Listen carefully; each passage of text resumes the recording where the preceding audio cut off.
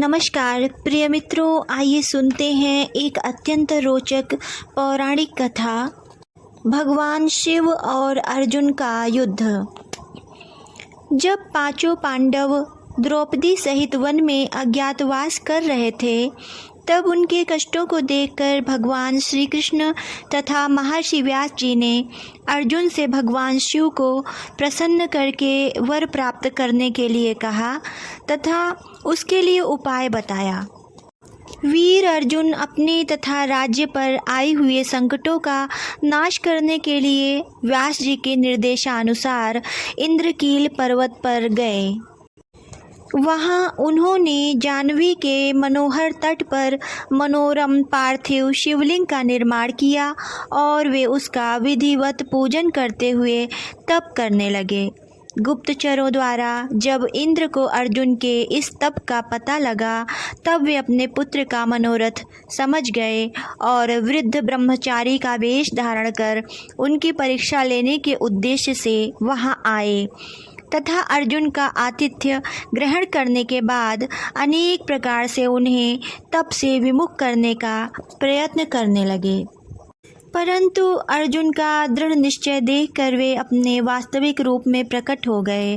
फिर तो वे उन्हें शंकर के दिव्य मंत्र का उपदेश देकर तथा अपने अनुचरों को अर्जुन की रक्षा के लिए आदेश देकर अंतर्धान हो गए। तदुपरांत महर्षि व्यास के कथनानुसार अर्जुन भगवान शिव का ध्यान कर एक पैर पर खड़े हो गए तथा सूर्य की ओर एकाग्र दृष्टि करके शिव जी के दिव्य पंचाक्षर मंत्र ओम नमः शिवाय का जप करने लगे। उनके घोर तप को देखकर देवगण आश्चर्यचकित हो गए।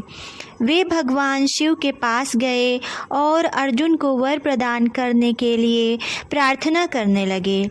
देवताओं की बात सुनकर भगवान शिव हंस पड़े और उन्हें निश्चिंत रहने के लिए कहा। देवता आश्वस्त होकर अपने अपने स्थान को लौट गए। इधर दुर्योधन द्वारा भेजा हुआ मूक नाम का एक मायावी राक्षस सूकर का रूप धारण कर अनेक प्रकार का भयंकर शब्द करता हुआ तथा वृक्ष पर्वत आदि को उखाड़ता हुआ वहां पहुंचा जहां अर्जुन तप कर रहे थे।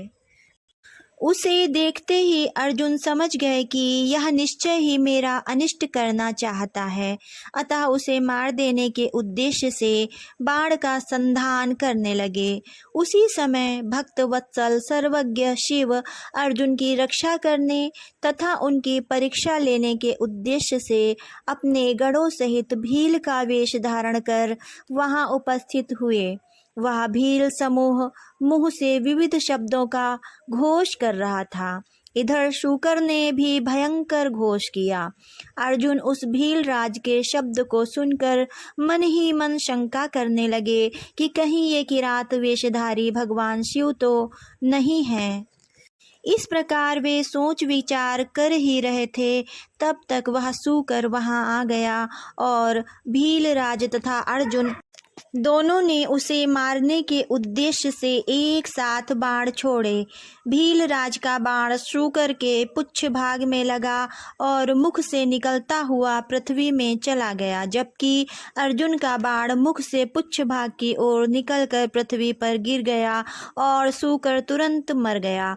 तदुपरांत अर्जुन अपना बाण उठाने के लिए झुके ही थे कि उसी समय भील राज की आज्ञा से उनका अनुचर भी उस बाण को उठाने के लिए झपटा और अर्जुन से बाण मांगने लगा।